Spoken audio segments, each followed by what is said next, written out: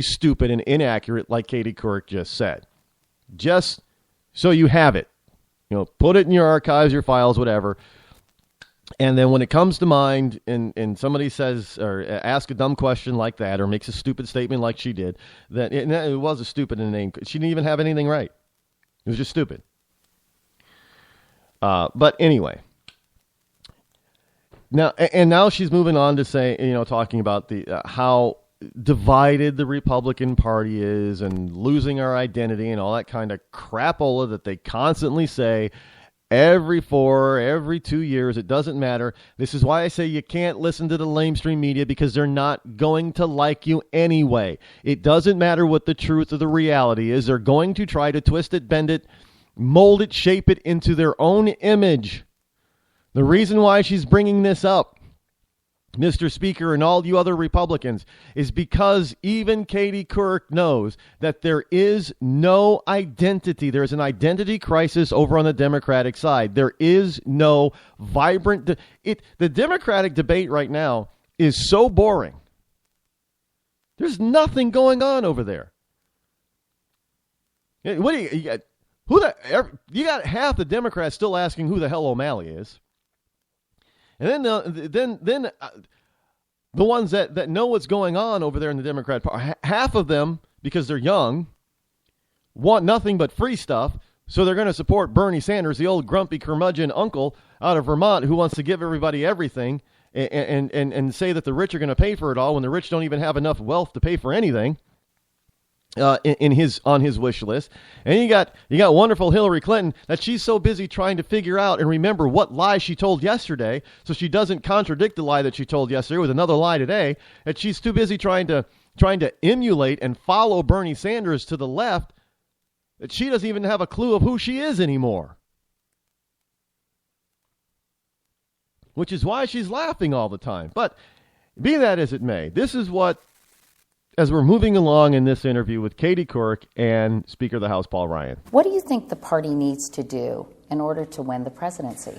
It's a really good question. I think we need to win converts to conservatism instead of trying to, some people think that we're in a civil war. I don't think that that's the case.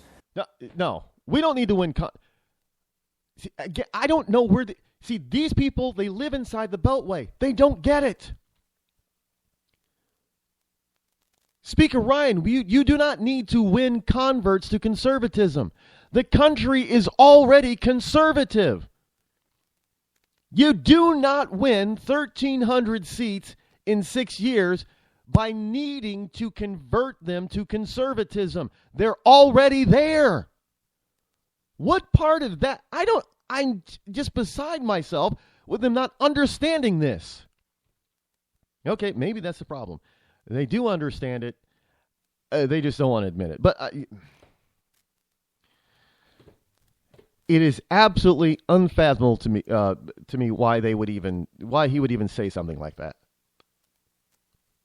You don't need to win any Americans fully understand it. Generally speaking, the majority of this country is right of center. You don't need to win those converts.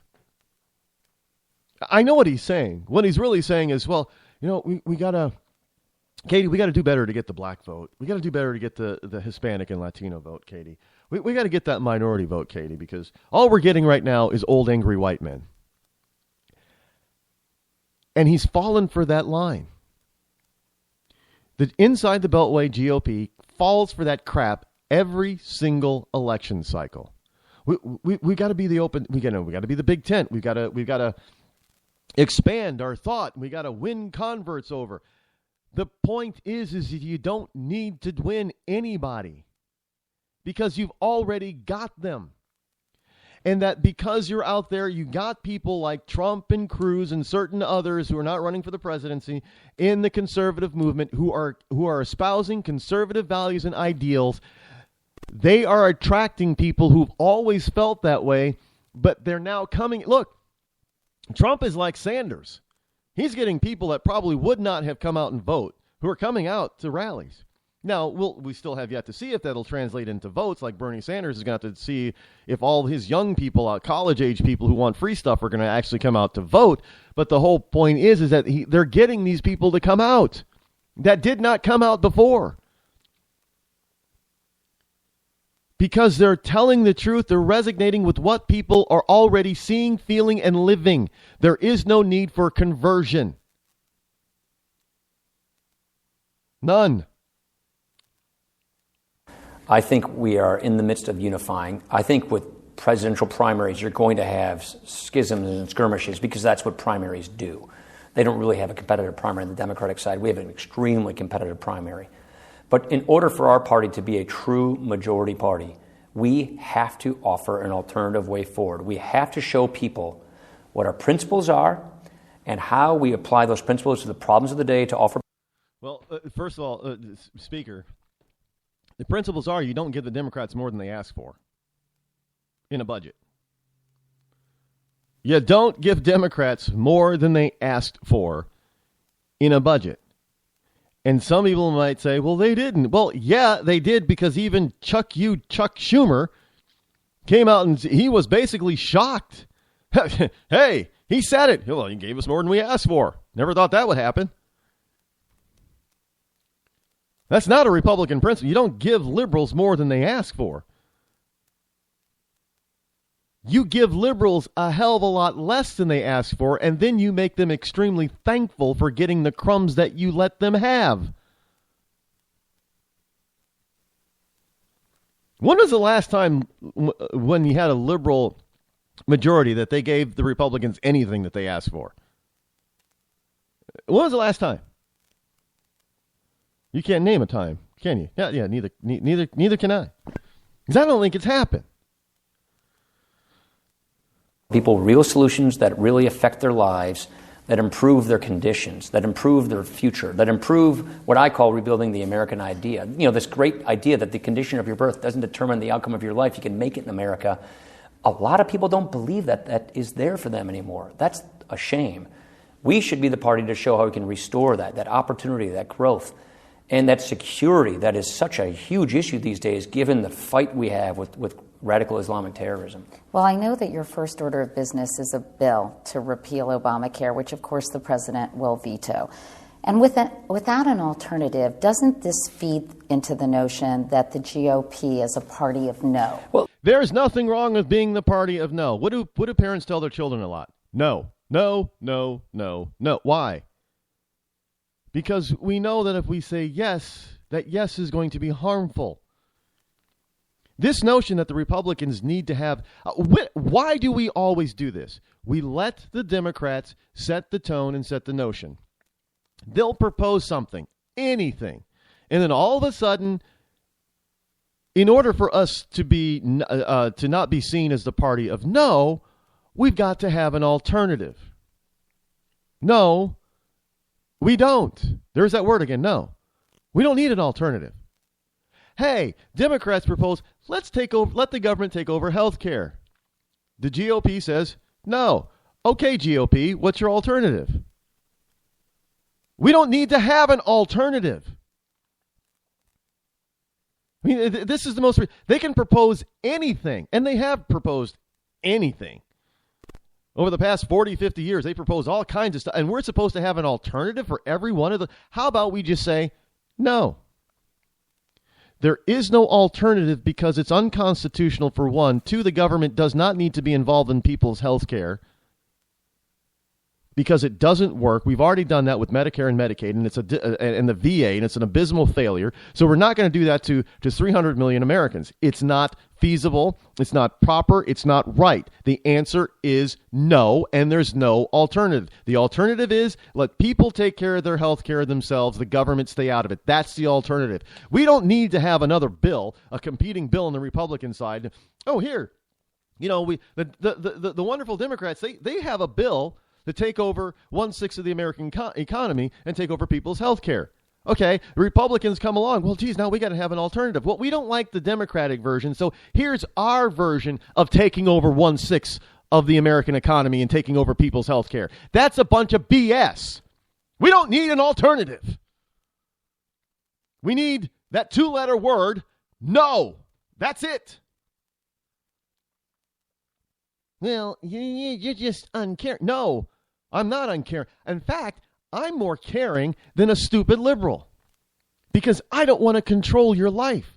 I want to give you the tools and the freedom to make the decisions that are best for you because only you can make those decisions, not some stupid bureaucrat inside the Beltway in Washington, D.C. They can't make that decision for you. You and your family and your doctor can are best to be able to determine that decision. What kind of alternative is needed instead of that? No, Rod. You can't let the American citizen, the American people, make their own decisions. That's un-American. We got to have alternatives. No. Well, the alternative is no. Governments will stay out of it. That's the alternative. That's the best alternative. And for those people who truly and really do need some assistance, then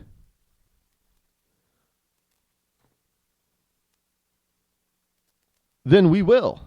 You know what? I apologize, folks. If you did try to call the program, again, 603-835-3224, I did not have my screen up because I was too busy talking to you and paying attention to the Ryan Couric interview. But go ahead and give a call right now, and I'll put you on the air. You got about 4 minutes before we get to the bottom of the hour. So, or, bring it on the next side. But go ahead and give us a call, 603-835-3224. I'm the only person here, so I'm looking at 3 different computer screens and trying to run the show at the same time. See, I can do a lot, but I can't do everything. Even I can't do everything. But I do try. In any event, you can't, the whole purpose of no is simply not to, well, no is an alternative, by the way. Because what you're asking for, what you're looking for, obviously, is a yes. What you're asking for is a yes. My answer is no. That's my alternative. 607 here on the Rod Eccles Show. Go ahead. What's on your mind? Oh, lost somebody. Never mind.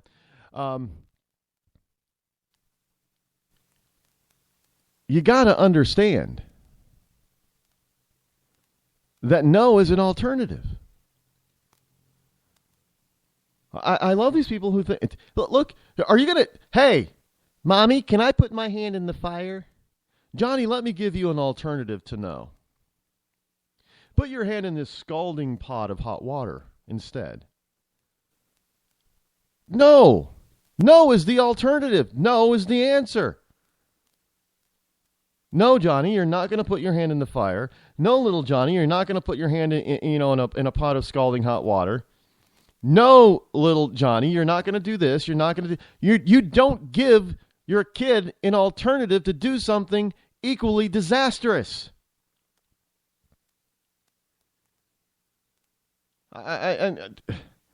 Where do we get this kind of stuff?